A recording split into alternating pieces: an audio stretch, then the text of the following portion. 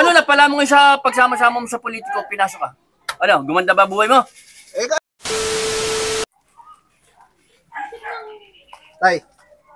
Tay. Uy. Oh. Tatay Bingi. Ano? Bingi. Ano? Tumigil ka. May ginagawa. Natural. Marinig ka ba? May pahinga muna ako ng isang bote. Isang boteng? Alam mo na. Wala akong stock. Ikaw naman. Bubura-uti mo naman tindahan ko. Ngayon lang ako humingi ulit. Pambira ka, nagtatrabaho ka, tapos pati pang ino mo, dito mo hihingiin. Eh yun nga eh. Tapos na yung obligasyon. Kailangan may sahod ko eh. Pambili ko pa Tapos eh. Meron naman tindahan yung tatay sumasahod ko. ka, hindi ako nakakatikim sa'yo. Kahit anong, hindi ako nakikialam sa, Damot naman na ito. Madamot. Ikaw ba nakapag-abot sa akin mula nung magtrabaho ka? Siyempre, hindi ko naman obligasyon nyo na bigyan kayo ng pera. Bakit? Hindi mo obligasyon. Obligasyon nyo na ako, bigyan nyo ng ano. Oo, dahil inanak nyo ako eh. Ginampanan ko yung obligasyon ko sa'yo. Nakatapos ka ng pag-aaral, pero isiniksik mo sarili mo sa munisipyo. Eh, kasalanan ko pa mahirap maghanap ng trabaho ngayon. Anong trabaho mo sa munisipyo? Basurero.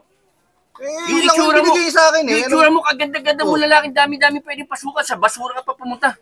Eh, kasalanan ko ba yun? Doon lang ako nilagay. Kasalanan mo yun. Ikaw gumagawa ng buhay mo, hindi Sige ako. na. Pahingin na lang ako na ano. Huwag kang umasa na parang ano. Ano ka ba? Sabog ka ba? Pati ba pagdadag si inano mo na, pinasok mo na. Laman, no? Loko ka makipag... Huwag mo akong babastos, huwag mo akong babatuhin ng palaran ng ano ha.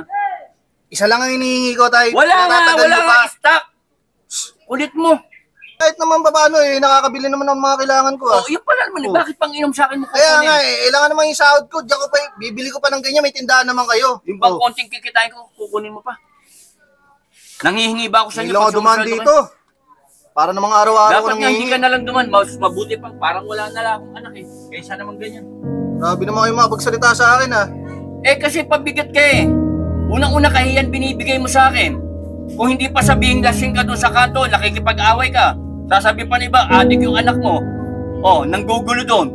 Sino matutuwa sa ganon? Eh bakit pag si kuya naman dumadaan dito, binibigyan nyo ah? Kuya mo, binibigyan ko? Oo. Nagseselos ka? Sinisilip mo? Pero hindi mo nakikita kung ano tinutulong ng kapatid mo sa akin. Yung ibang stock ng tinda dito, binibigyan niya ako pangpuhunan. Kaya huwag ka magsasalita ng ganyan sa kapatid mo. Wala kang karapatan sumilip, ano? Sige na. O, mabuti naman, sige. Mahaba lang usapan natin, wala naman ako napapala.